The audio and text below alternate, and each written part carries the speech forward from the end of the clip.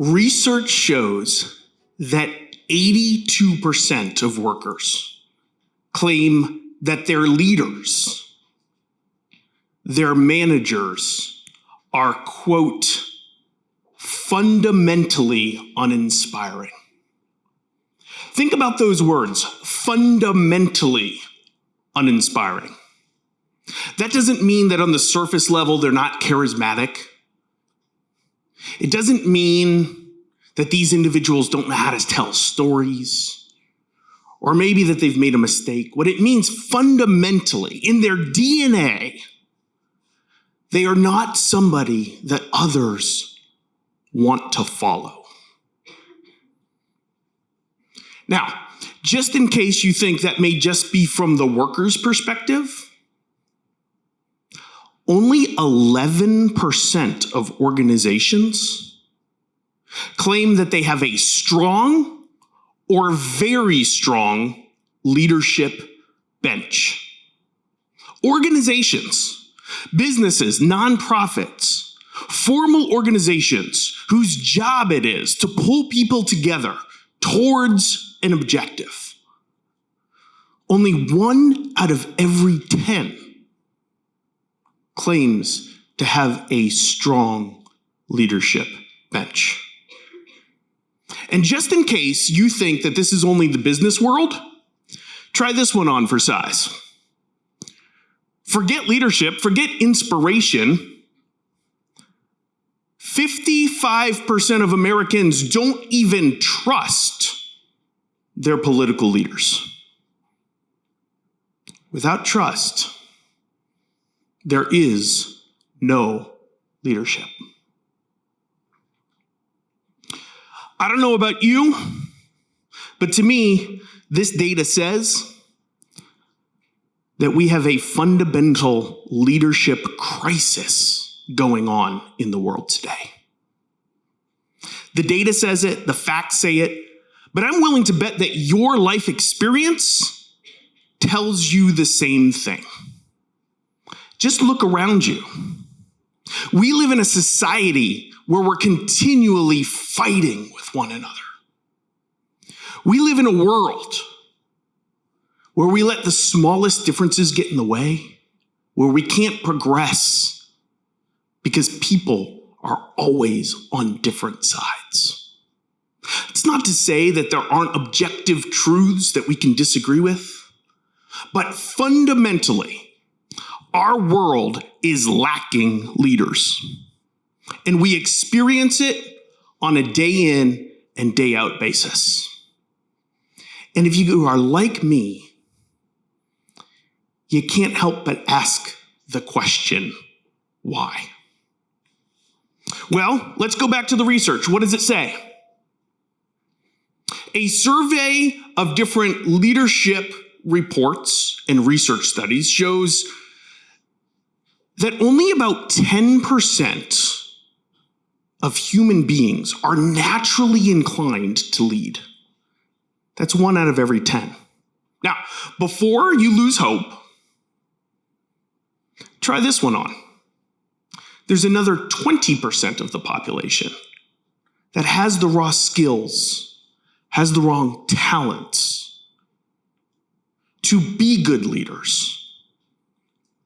But on a day in and day out basis, go untapped because they're not invested in. Because we haven't defined what leadership is. We haven't defined how to do it. I think a lot of that is because of this question right here. Over the past century, there has been tons of research done on the science of management. Make no mistake, great leaders are absolutely good managers.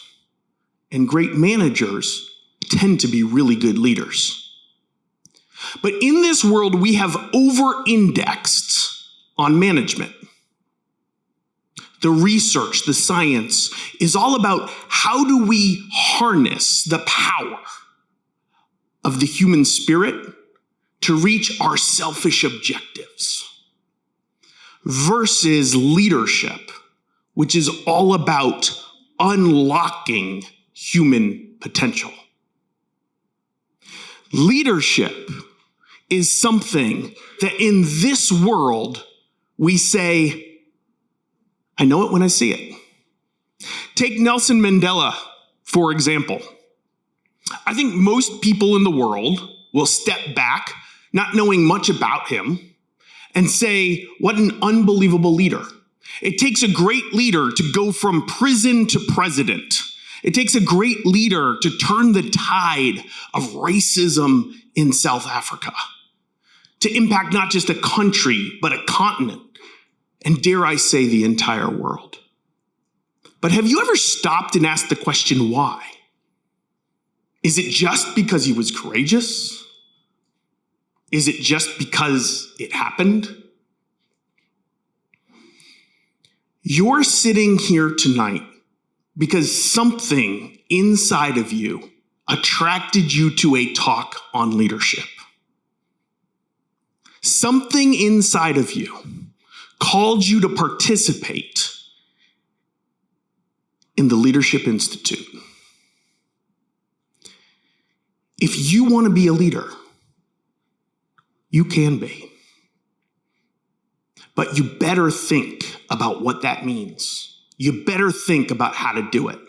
And you better be intentional, because the world needs you to do it. Leadership is an art. It's a craft. Leadership is all about tapping into the human spirit. It's about speaking to hearts. It's about unlocking human potential. The craft of leadership is about taking certain disciplines, certain skills, and applying them to real life circumstances to help others reach objectives that they could never imagine.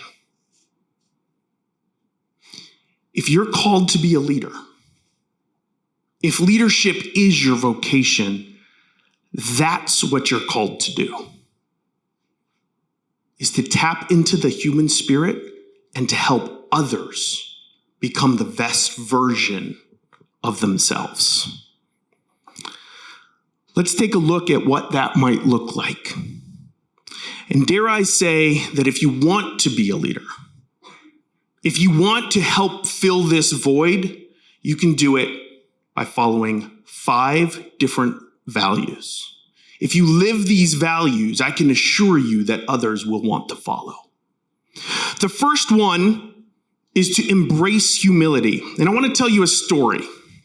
I graduated from the Franciscan University of Steubenville in 1999. It was December in that year, and we were in the middle of the .com era.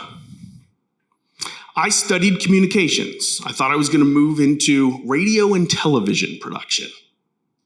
I quickly got out of school and realized it was really hard to make a living in that field. And so I ended up going and working for an ad agency.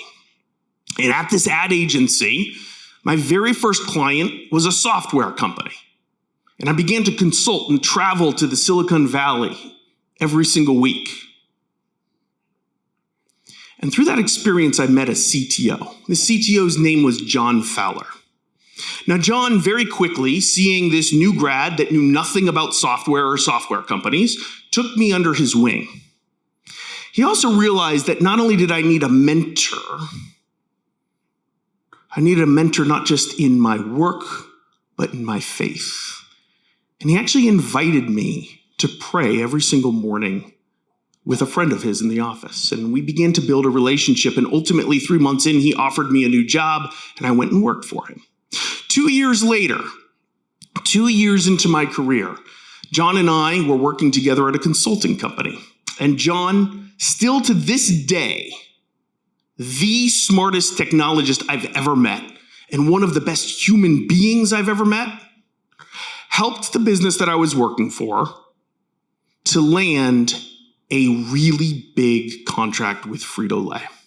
It was a game changer for the business. As we were slapping high fives, celebrating the win, John pulled me aside and he took me into the office. And he said, "David, I've been watching you for the last 2 years. And I've come to realize that you're a better leader than I am, and you need to lead this engagement. He saw the fear go over my face. And he said, David, this is not about you, just like it's not about me. This is about the team needs you to help deliver this. I've got your back. I'm going to be here for you. But I know that I'm a technologist, and I know that you were made to lead. And it was through that experience, through his humility of recognizing who he was in the eyes of God, what God had made him to be, and recognizing the gift that God had given me, that he called me to greater things. It was that humility that helped to bring the best out of me. And over the course of the next 2 years, we turned that together as a team into a $5 million account that totally changed the trajectory of each one of our careers in that business. Humility.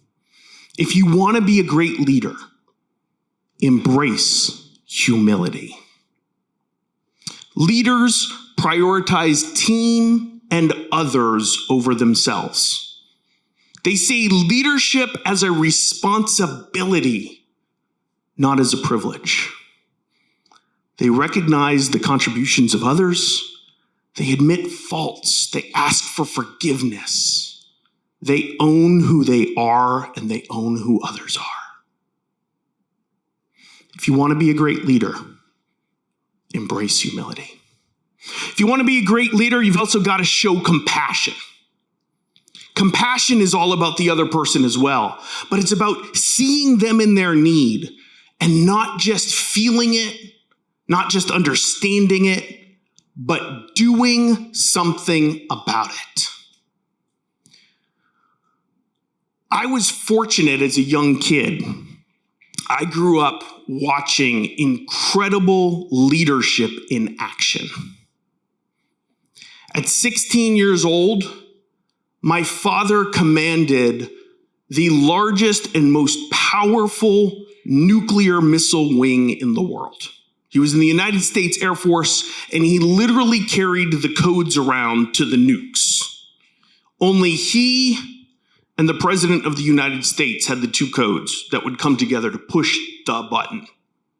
He had 5,000 troops that reported to him. And as he commanded this wing, we lived in a home. At that time, we didn't have cell phones, so we had two phones on the wall. One of them was the phone that my sister talked to her friends on all the time. The other one was a black phone. It was a secure phone. It was scrambled, and it was a direct line to the Pentagon and other places. And we knew when that phone rang that something serious was going on.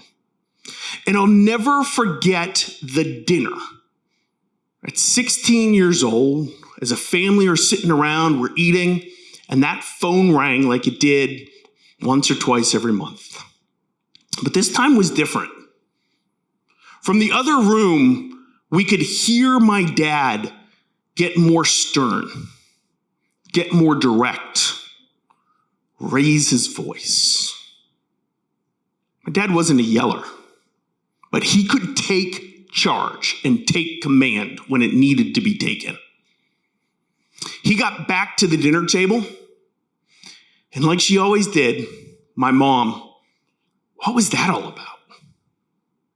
And he began to tell the story of one of his junior-most enlisted soldiers under his command.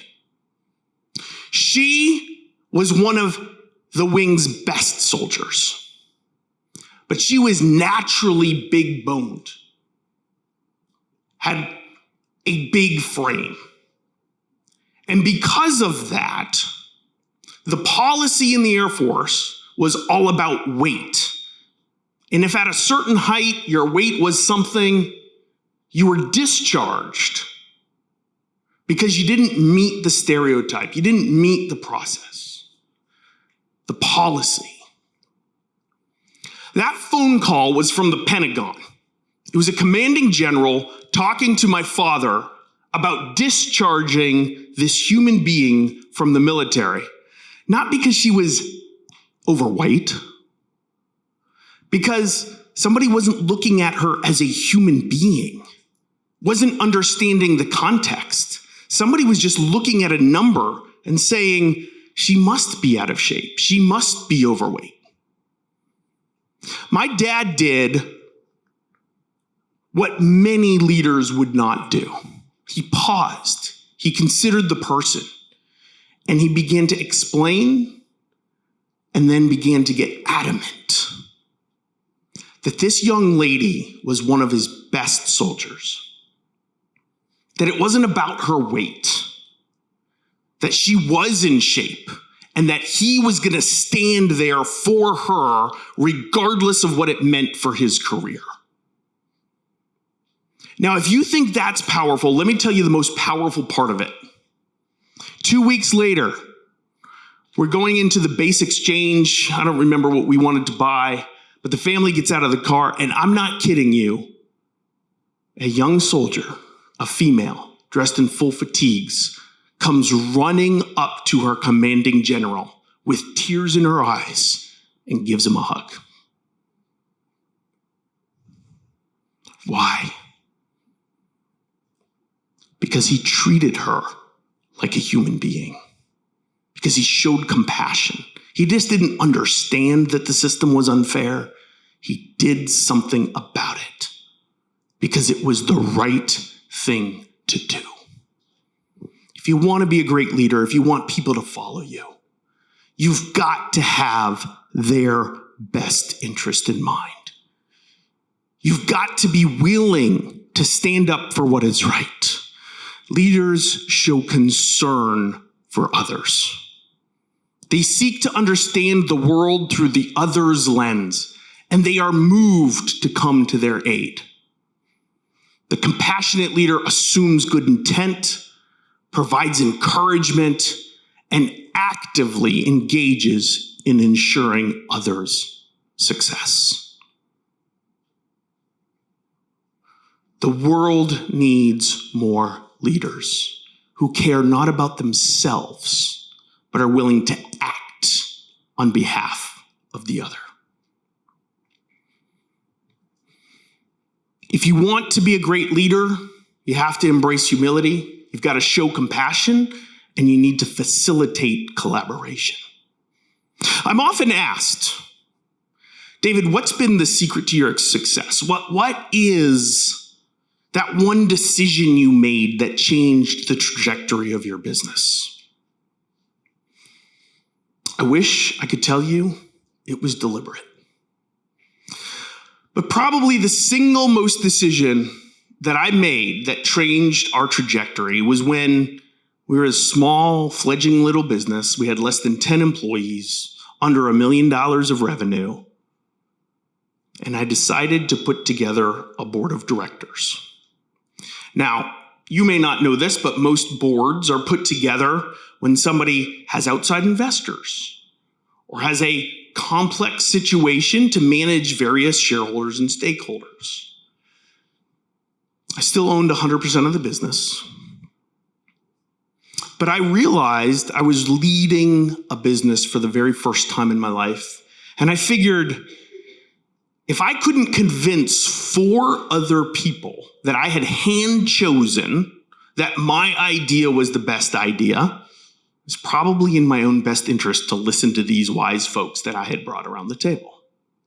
And so I struck out to build the best board I could. And in doing so, I gave up control of the business. I said, this is not about me. It's actually about the success of the business.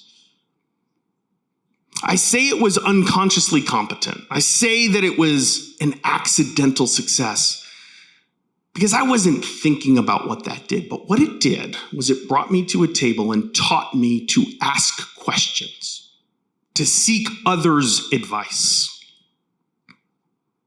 It taught me to build on other people's ideas, to challenge my own assumptions, to not assume that I was right. That bled over into a habit of always building an executive team that was better and stronger than myself. Bringing people on, hiring individuals that I could learn from, that I wanted to learn from. And building a team that allowed us to accomplish more than any one of us ever could have on our own. If you want to be a great leader, you've got to facilitate collaboration. You've got to bring people together. Leaders create an environment where the team is able to build upon each other's ideas. They solicit input. They encourage dialogue. They listen actively, reframe concepts, and simplify ideas. They are open-minded and help others embrace different perspectives. Being a leader is not about being right. It's not about having all of the answers. The leader doesn't have to be the smartest person in the room or the person at the top of the food chain. The leader facilitates collaboration. One of my favorite moments in Three Pillars history was a day that happened about 4 or 5 years ago. See, I have this team member, direct report. Her name's Jamie. She's now my chief people officer. She's responsible for our culture. She's responsible for our talent. She's responsible for leadership development, learning and development, recruiting, all of our HR.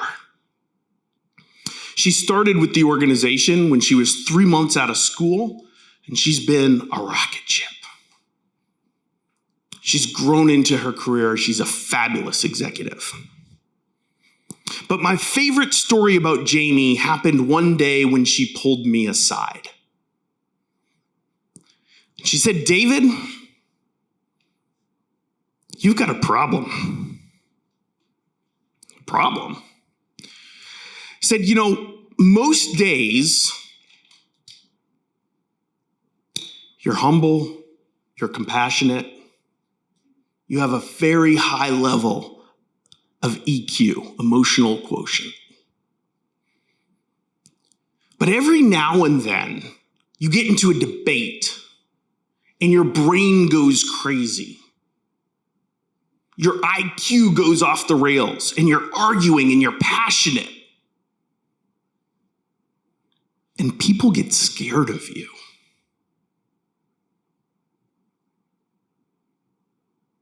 Imagine.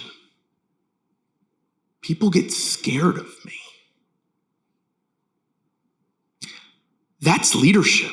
What Jamie did in walking into my office and pulling me aside and calling out my bad behavior, that I forget people when I'm in the middle of a passionate argument and I'm having fun, and it turns into scaring them. They think I'm angry. Changed the trajectory of my life. She spoke into the truth. She acted with courage. She was willing to call me out, and because of that, she made me a better version of myself. That's what leaders do. They act courageously. Leaders act in the face of fear. They set bold targets. They take smart risks. They confront issues and challenge others to rise to the occasion. They do this both through their example and their encouragement. If you want to be a great leader, you have to act courageously.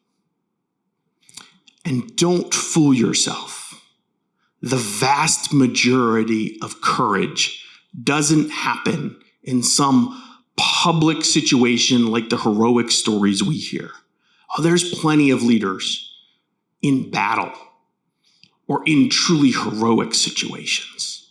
But I have seen over and over and over again, those that other people follow are those that on a day in and day out basis overcome their fears in the little things, in the conversations that need to be had, in holding others accountable to being the best version of themselves. And finally, if you want to be a great leader, you've got to demonstrate ownership.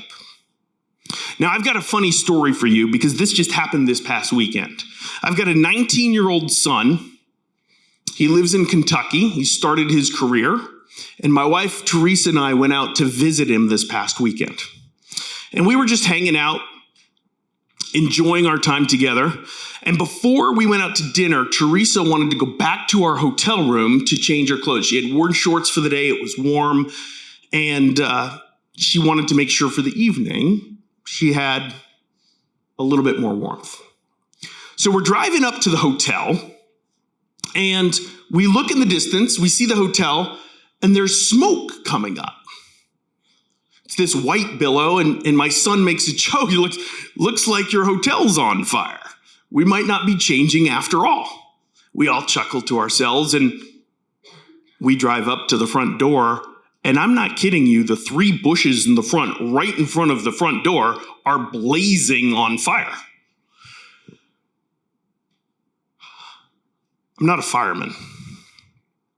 But I get out of the car and I dart inside and I go and there's nobody at the front desk and I'm knocking on the door and I'm like, you need to call the fire department and where's your fire extinguisher and what are you gonna do?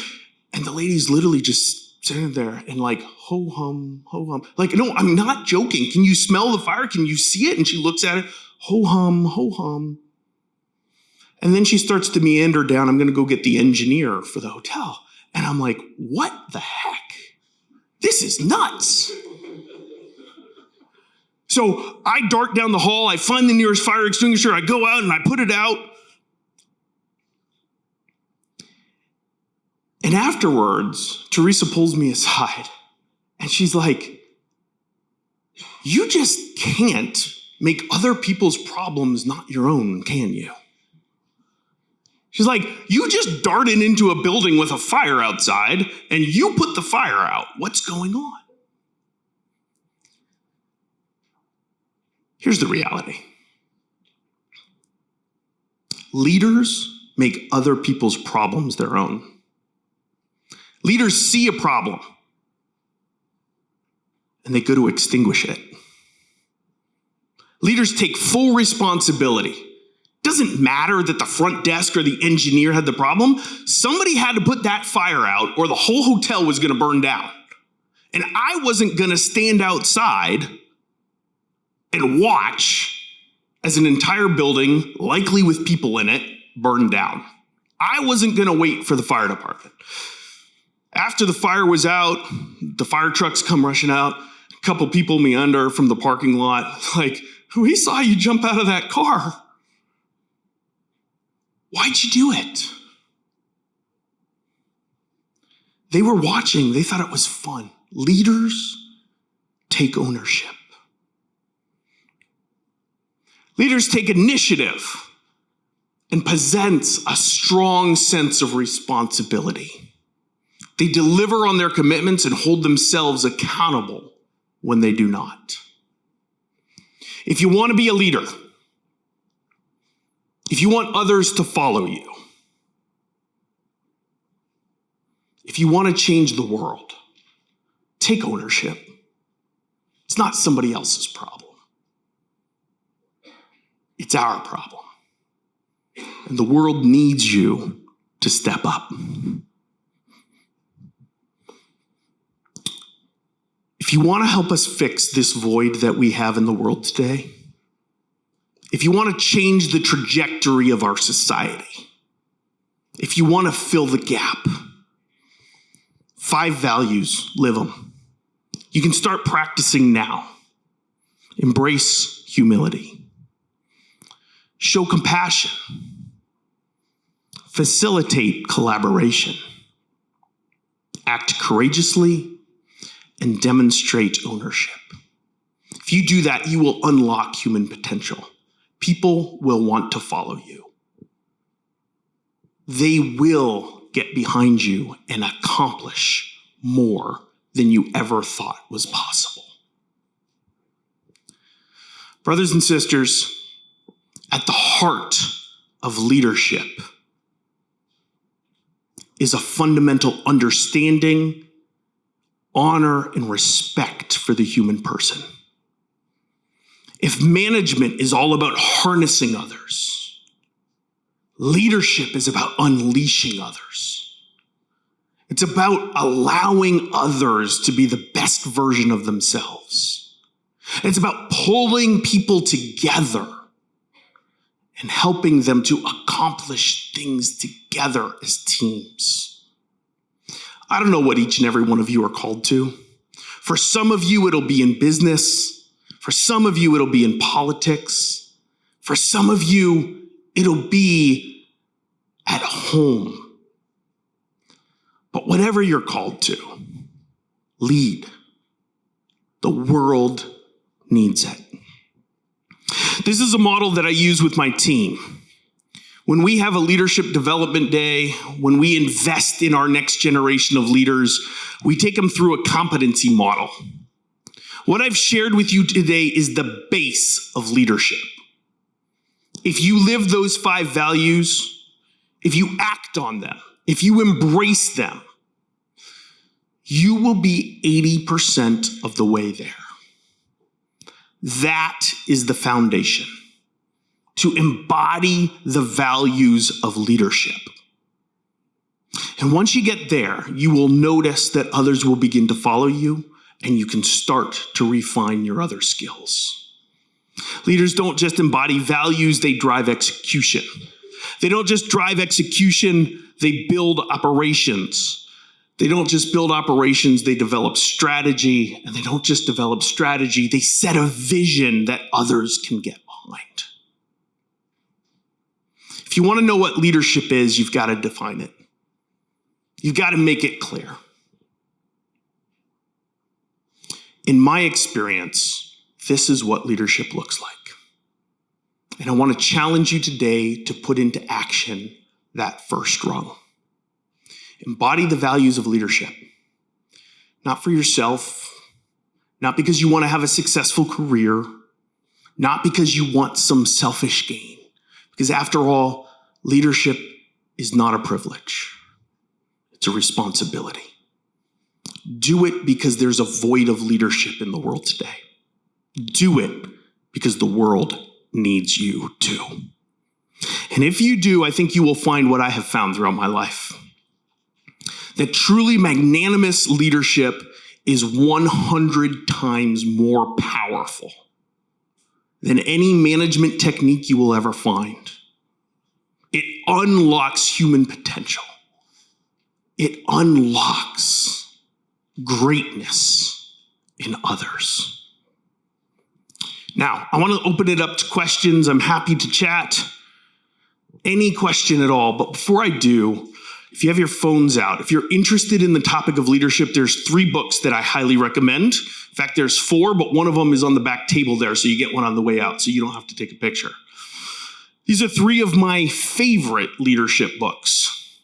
Leaders Eat Last is all about that compassion we talked about. How truly selfless leadership leads others to follow. Extreme Ownership says it all in itself. It's all about taking ownership and owning it and not blaming others, pointing the finger, or passing the buck. And finally, probably the book that has been most formative to me in learning how to build teams, how to bring other people together, and to build cohesive, healthy organizations. The 5 Dysfunctions of a Team, New York Times bestseller, classic written by Patrick Lencioni, an incredible man of faith himself. And on the back table, there's a book for all of you. It's his recent book that he just released a few weeks ago. It's called The 6 Working Geniuses. And my prayer is that as you read it, you will really contemplate what the Lord has called you to be in your life, and really begin to learn how different people collaborate together and how you can lead regardless of what strengths you bring to the table. A lot of fun. Thank you for having me, guys.